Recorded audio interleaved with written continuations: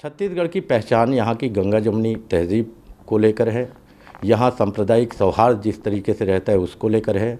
शांत स्वभाव के जो लोग हैं प्रदेश के, उनको लेकर इसकी पहचान है। लेकिन पिछले कुछ अरसे से, कुछ दिनों से कहें, एक धर्मांतरण का मुद्दा है जो छाया हुआ है पूरे प्रदेश में, और इस पूरे मुद्दे पर राजनीति भी हो रही है। राजनीतिक जो चर्चाएं हैं वो गर्म हैं। राजनेता एक दूसरे पर आरोप प्रत्यारोप भी लगा रहे हैं, लेकिन जिनके ऊपर आरोप लग रहा है कि धर्मांतरण जो करवा रहे हैं, दबावपूर्वक कहें चाहे प्रलोभन देकर कहें, दूसरी तरफ जो पार्टियां हैं, विपक्षी पार्टियां, सत्ताधारी पार्टियां, वो इससे इनकार कर रही है। लेकिन आरोप लग रहा है क्रिश्चियन कम्युनिटी पे। उनकी बात अभी तक कोई सुन नहीं रहा है, उनकी तरफ से कोई ऐसा उनके तरफ से बयान नहीं आया। हमारे साथ आज बातचीत करने के लिए क्रिश्चियन फोरम छत्तीसगढ़ के अध्यक्ष हैं अरुण पन्नालाल जी। उनसे हम बात करते हैं और जानते हैं कि क्या इसमें सच्चाई है जो आरोप उन पे लग रहे हैं। क्या मानते हैं? पहली बात तो ये है कि धर्मांतरण कोई मुद्दा है ही नहीं। एक सबसे बड़ी बात तो ये है कि ये धार्मिक मुद्दा नहीं है। मैं थोड़े तथ्यों के साथ बात करूंगा। सबसे पहले मैं बात करता हूं क्योंकि धर्मांतरण हमारे देश में नहीं हो रहा है, ये मैं स्पष्टता से और दृढ़ता से कह रहा हूं। वो इसलिए कह रहा हूं कि सन 1950 में जो सेंसस हुआ था हमारे देश का, उसमें 2.93% हमारे ईसाई लोग थे। आज जो 2010 में जो सेंसस हुआ है उसमें 2.6% है, तो 0.3% हम लोग घटते गए हैं। तो ये रिड्यूसिंग कम्युनिटी है विश्वास की। तो जब हमारे पास जब रिड्यूसिंग कम्युनिटी है तो इस पर धर्मांतरण का आरोप लगाना धार्मिक तौर से बिल्कुल बेमानी है। अब आते हैं कि इसका जो राजनीतिक ध्रुवीकरण से फ़ायदा होता है, तो एक ही पार्टी है जानी जाती है जो राजनीतिक ध्रुवीकरण करती है, और उसके ही तहत ये सारे आंदोलन यहाँ पे हो रहे हैं। दुख की बात यह है जिनको इस किस्म के सांप्रदायिकता को कुचलना चाहिए था, वो सरकार सो रही है। वो सरकार एकदम निपंसक बन गई है। वो हमारे ऊपर 3 साल में 300 हमले हुए, जानलेवा खूना खून हो गए हैं लोग, और FIR एक नहीं हो रहा है। इससे इनके हौसले बढ़ते हैं।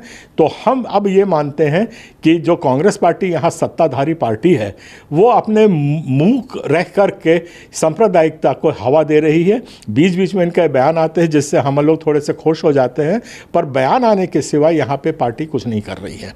आरोप तो ये भी लगाया जा रहा है कि धर्मांतरण को लेकर, जिसमें जबरन धर्मांतरण करवाने की बात हो, चाहे प्रलोभन देकर धर्मांतरण करवाने की बात हो, इसे लेकर कई बार FIR तक दर्ज किया गया है। लेकिन सरकार, जो बीजेपी का पक्ष में बता रहा हूँ आपको, उनका जो आरोप है कि थाने में पहुंचने के बाद उनकी FIR नहीं दर्ज की जाती, बल्कि उल्टे जो FIR दर्ज करवाने जाते हैं उनको प्रताड़ित किया जाता है। कितनी सबसे पहले नहीं, उनकी बात में बिल्कुल मतलब एक अंश भर सच्चाई इसलिए नहीं है क्योंकि भारत में जो भी FIR लिखा जाता है वो तथ्यों के आधार पर और संविधान के तहत ही लिखा जाता है। अगर आप आ करके ऐसे वर्बली बोलोगे कि सर ये धर्मांतरण कर रहा था, ये प्रलोभन दे रहा था, तो उसको पकड़ के जेल करके फांसी नहीं हो जाएगी। आपको जो एविडेंस एक्ट 65(2) के अंतर्गत आपको वहाँ पे सबूत देना पड़ेगा कि हाँ प्रलोभन का ये सबूत है। आपको ये देना पड़ेगा कि इसने लालच दी, इसने पैसा दिया, उसको बाकायदा सबूत का आप दीजिए। FIR कैसे नहीं होगी? बड़ी बिल्कुल FIR होगी, और आप नहीं कराएंगे तो हम कराएंगे अगर किसी ने वहाँ पे किया हो। तो सबसे पहली बात यह है कि ऐसी कोई बात होती ही नहीं है। मैं इसमें थोड़ा सा स्पष्टता से बताना चाहता हूँ कि हमारी क्रिश्चियनिटी को ये लोग जो अटैक कर रहे हैं समझ ही नहीं पा रहे हैं कि इस क्रिश्चियनिटी क्या है। सबसे पहली बात है, हमारे 2 वर्ग हैं फंडामेंटली, एक कैथोलिक्स है और एक दूसरा प्रोटेस्टेंट्स हैं। ये और प्रोटेस्टेंट्स के जो मेन लाइन चर्चेस हैं, मेन लाइन चर्चेस और कैथोलिक्स, ये सब मिला के 2.3% ही होते हैं, ठीक है।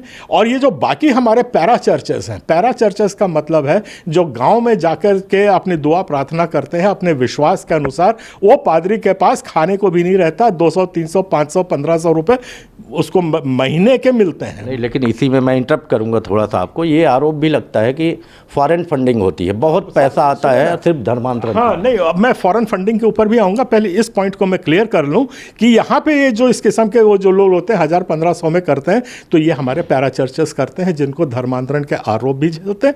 मारा पीटी भी उन्हीं के साथ होती है, उनका सिर भी फोड़ा जाता है तो उन्हीं का जाता है, उनके कलीसिया में, क्योंकि ये अकेले हैं।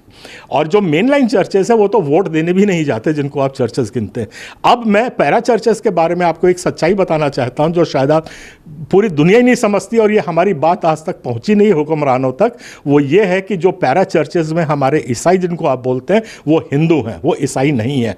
हम ईसाई कब बनते हैं? हम ईसाई उस वक्त बनते हैं जब हमारा बपतिस्मा होता है, जब हम अपने ग्रहण करते हैं। वहाँ के कोई भी आदमी ने तो ग्रहण किया नहीं, वो अपना हिंदू रीति रिवाज से ही चलता है, उसका राशन कार्ड, उसका रिजर्वेशन सब खत्म हो जाता है। तो फंडामेंटली वो ईसाई नहीं है बेसिकली। और वो क्या है, वो जिस धर्म से, जिस जात से, एक minute sir please let me clear it out. और ये बात जाकर के सुप्रीम कोर्ट तक गई है। सुप्रीम कोर्ट में भी यही बात को सुप्रीम कोर्ट ने होल्ड किया है, किसी के चर्च जाने से या किसी के बाइबल पढ़ने से या गले में क्रूस लटकाने से वो ईसाई नहीं हो जाता।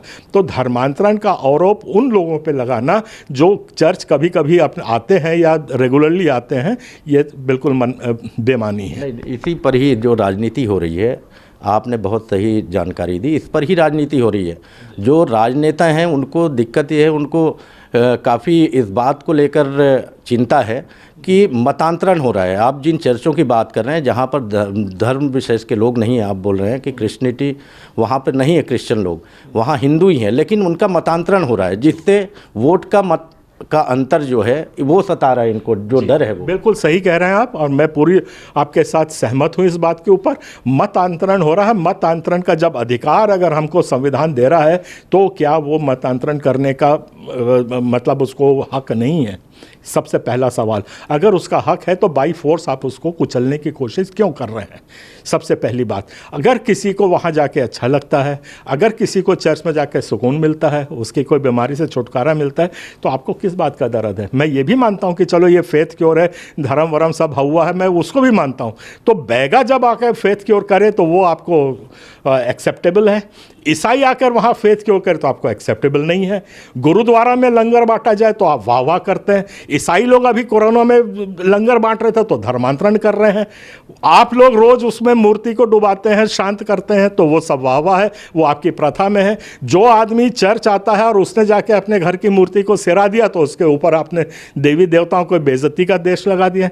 जो चौकों पे आप गीता बांटो, कुरान बांटो, आप गुरु ग्रंथ साहिब के बारे कुछ बांटो, सब वाह वाह है, अच्छी बात है भाई, ये तो शांति का देश। हम बाइबल बांटे तो हमारे सिर फोड़ देते हैं। ये जो भेदभाव इन लोगों ने करके रखा है, ये आग उफान बन के उठेगी सर। मोहन भागवत जी ने भी इस पर बिल्कुल कई बार, आप लोग सुने हैं कि नहीं सुने हैं, उनने बोला जो डेमोग्राफिक चेंज जो आ रहा है क्रिश्चियनिटी के नाम पे, दैट इज रीचिंग 16%।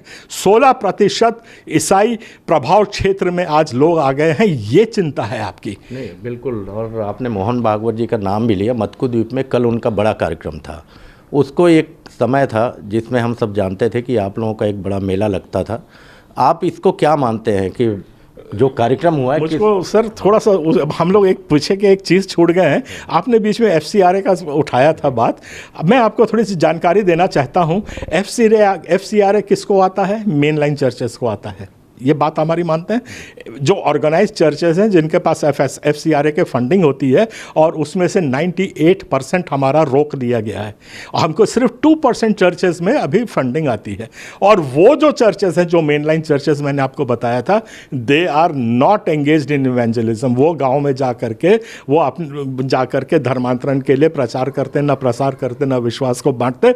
वो अपने इंस्टीट्यूशंस को चलाते हैं। जो आर्टिकल 29 और 31 और इसमें जो अधिकार हमको एजुकेशन के मिले हैं, मानव सेवा के मिले हैं, उसको वो करते हैं। उसमें ये FCRA यूज़ होता है। तो पहला बात तो ये आरोप लगाना कि ये FCRA से होता है। और एक बात मैं स्पष्ट कर दूं, हिंदुस्तान के आप डाटा उठा लीजिए, हम लोगों ने उसके RTI के फैक्ट्स निकाले हुए हैं। होता अभी तो मैं नहीं तो मैं आपको दिखा देता कि पिछले साल जो RTI का जो फंडिंग हुई है, RSS के अनुसांगिक इकाइयों की 90% FCRA से पैसा आया है। उसमें से 10% ही माइनॉरिटीज़ को आया है।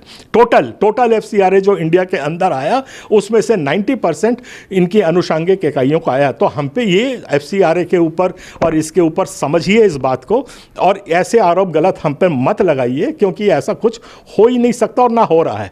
कोई मेन लाइन चर्च जाकर के पैसा बांट करके, एक ज़माना था जब राइस क्रिश्चियंस हुआ करते थे, उसका भी समय रहेगा तो मैं पूरी डिटेल बता दूंगा, पर यह है कहानी FCRA की। बात पे आते हैं आपके मोहन भागवत जी की आपने गया, हम तो मोहन भागवत को सर आंखों पे रखते हैं हम, क्योंकि मेरे हिंदू भाई के वो लीडर हैं, इसलिए हम उनको रिस्पेक्ट करते हैं और उनका स्वागत करते हैं। इस धारा पे आते हैं आप, हमने जो गलती की हमको गाली दीजिए, हम बिल्कुल स्वीकार करेंगे, पर आपके साथ जो सांप्रदायिकता इस देश में आप लेके आते हैं, इस शांत प्रदेश में जो आप सांप्रदायिकता लेके आते हैं, उस सांप्रदायिकता का हम विरोध करते ही रहेंगे संवैधानिक तरीकों से। नहीं देखिए, अगर ये मामला इतना बड़ा नहीं होता पन्नालाल जी, तो जब देश आज़ाद हुआ, हमारा प्रदेश बना, उस समय शुक्ल जी, रविशंकर शुक्ल जी के समय ही एक नियम बनाया गया, वो भी धर्मांतरण को लेकर ही बना हुआ था। तो क्यों ज़रूरत पड़ी उसको छत्तीसगढ़ जैसे जगह के लिए बनाने के लिए, अगर नहीं हो रहा था? धर्मांतरण विधेयक आपको बता दूं 1964 में यहाँ पे लगा था, उसका नाम था फ्रीडम टू रिलीजन एक्ट 1964, और मैं ये होल्ड करता हूँ, इसके लिए हम लोग सुप्रीम कोर्ट जाने की भी कोशिश कर रहे हैं। कोई भी एक्ट जो स्टेट की एक्ट बनती है, it should be supportive of the constitution. नहीं, इसको लगता है कि ये सांप्रदायिक माहौल नहीं बिगड़ना चाहिए प्रदेश का, क्योंकि हमारी तासीर नहीं है।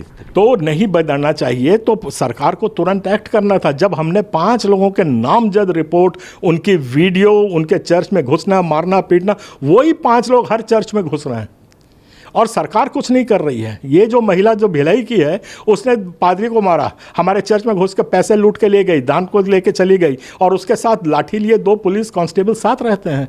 ये हमको तकलीफ है। अपराध होते रहेंगे, गैर कानूनी काम होते रहेंगे, ये जब तक मानव है तब तक ये सब होता रहेगा, पर हमारा सवाल पूछने का अधिकार सत्ताधारी सरकार से है कि इसके ऊपर प्रतिक्रिया क्यों नहीं हो रही है। मैं बहुत धन्यवाद देना चाहता हूँ ईटीवी को।